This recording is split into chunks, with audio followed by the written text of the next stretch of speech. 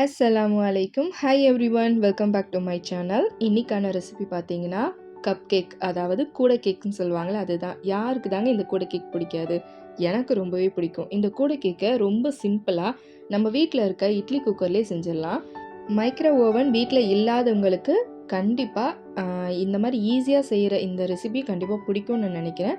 So அவங்களுக்காக தான். வாங்க நம்ம வீடியோக்குள்ளே போகலாம். இந்த கூடை கேக் செய்கிறதுக்கு என்னென்ன பொருள் வேணும்னு சொல்லிட்டு நான் வீடியோவிலே நான் காட்டியிருக்கேன். அது மாதிரி நீங்கள் எல்லாமே எடுத்து வச்சுக்கோங்க.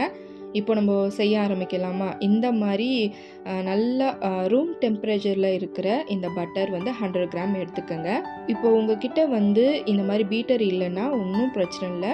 நீங்கள் வந்து விஸ்க் இருந்தாலே போதும், அதை வச்சு நீங்கள் மிக்ஸ் பண்ணலாம். அப்படி இல்லைன்னா ஃபோக் இருந்தால் கூட பரவாயில்ல, அதை வச்சு கூட நம்ம மிக்ஸ் பண்ணிக்கலாம். ஓகேவா? இப்போ ரூம் டெம்பரேச்சரில் இருக்க 100 கிராம் பட்டரை வந்து ஒரு பவுலில் போட்டு அதிலே வந்து 3/4 கப்பு பவுட்ரு பண்ண சுகர், அதை நான் கொஞ்சம் கொஞ்சமாக போட்டு இப்படி நல்லா மிக்ஸ் பண்ணிக்கிறேன். இதுக்கு தேவையானது 3 முட்டை. அந்த 3 முட்டையை எப்படின்னா ஒவ்வொரு முட்டையாக போட்டு மிக்ஸ் பண்ணிக்கோங்க. இப்போது ஓரளவுக்கு நான் பீட் பண்ணிட்டேன். நல்லா வந்து நுரைச்சி வர அளவுக்கு பீட் பண்ணணும்னு அவசியம் இல்லை. நான் செஞ்ச ஒரே ஒரு மிஸ்டேக் என்னென்னா, ரூம் டெம்பரேச்சரில் இருக்கிற பட்டரை வந்து நான் நல்லா பீட் பண்ணிட்டேன். ஸோ நீங்களும் அந்த மாதிரி தப்பு பண்ணிடாதீங்க.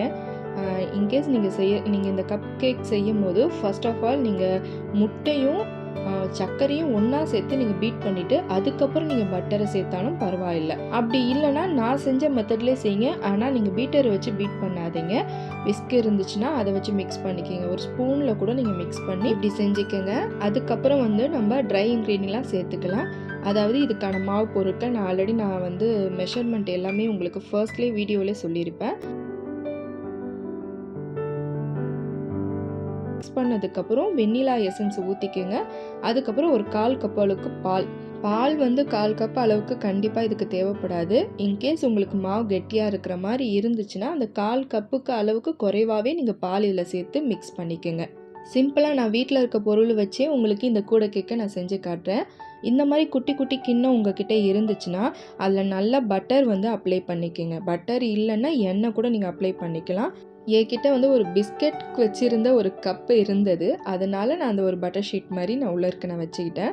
உங்கள்கிட்ட பட்டர் ஷீட் இல்லைன்னா ஒன்றும் பிரச்சனை இல்லை. இந்த கப்லேயே நீங்கள் பட்டர் நீங்கள் அப்ளை பண்ணியிருக்கீங்களா, இதிலே நீங்கள் மாவு வந்து ஒரு 1/4 கப் அளவுக்கு, ஒரு அரை கரண்டி இல்லை ஒரு கரண்டி அளவுக்கு நீங்கள் மாவு ஊற்றினாலே கேக்கு நல்லா உப்பி வரும்.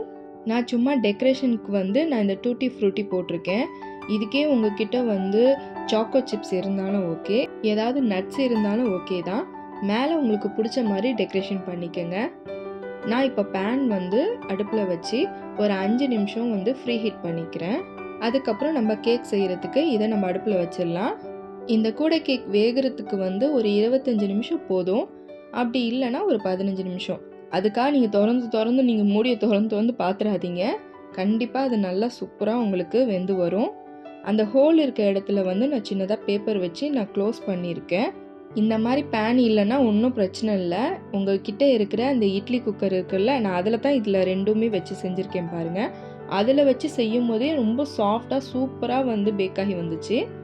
இதுலேயுமே வந்து சூப்பராக எனக்கு வந்து கூடை கேக்கு அழகாக வந்திருக்கு பாருங்கள் நீங்களே. என்கிட்ட இருக்க அந்த கிண்ணம் கொஞ்சம் அகலமான கிண்ணன்றதால அதில் நான் இந்த மாவு ஊற்றும் போது கொஞ்சம் பெரிய பெரிய கேக்காக இருக்குது. நீங்கள் சின்னதான கிண்ணத்தில் வந்து நீங்கள் ஊற்றி வச்சிங்கன்னா அது க்யூட்டாக குட்டி குட்டியாக இருக்கும். கண்டிப்பாக பாருங்கள், கூடை கேக்கு சூப்பராக ரெடி ஆகிடுச்சுல்ல. உங்கள் வீட்டு குட்டீஸுங்களுக்கு மறக்காமல் இது ஈவினிங் ஸ்நாக்ஸாக நீங்கள் செஞ்சு கொடுக்கலாம். கடையில் வாங்குறத விட வீட்டில் செய்கிறது இன்னுமே டேஸ்ட்டு நல்லாவே இருக்கும். நான் இந்த பட்டர் ஷீட்லேருந்து நான் ரிமூவ் பண்ணும்போது கேக் எவ்வளோ சாஃப்டாக இருக்குன்னு உங்களுக்கு நல்லா பார்த்தாலே தெரியும். சூப்பராக பேக் ஆகி வந்திருக்குல்ல, எவ்வளோ ஸ்பான்சியாக இருக்குது பாருங்கள்.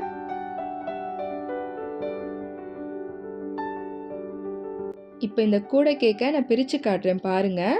எவ்வளோ சாஃப்டாக வந்து பேக் ஆகிருக்கு பாருங்கள். நல்லா சாஃப்டாக இருக்குல்ல கேக் பார்க்கவே. ஸோ ரொம்ப ஈஸியான இந்த கூடை கேக்கை நீங்களே சட்டுன்னு செஞ்சிடலாம். ரொம்ப ஈஸியான இந்த ரெசிபியை சேவ் பண்ணி வச்சுட்டு மறக்காமல் ட்ரை பண்ணி பாருங்கள். நல்லா வந்துச்சுன்னா எனக்கு கண்டிப்பாக கமெண்ட் பண்ணுங்கள். இன்ஷா அல்லாஹ் நான் அடுத்த vlogல சந்திக்கிறேன். அது வரைக்கும் பாய்.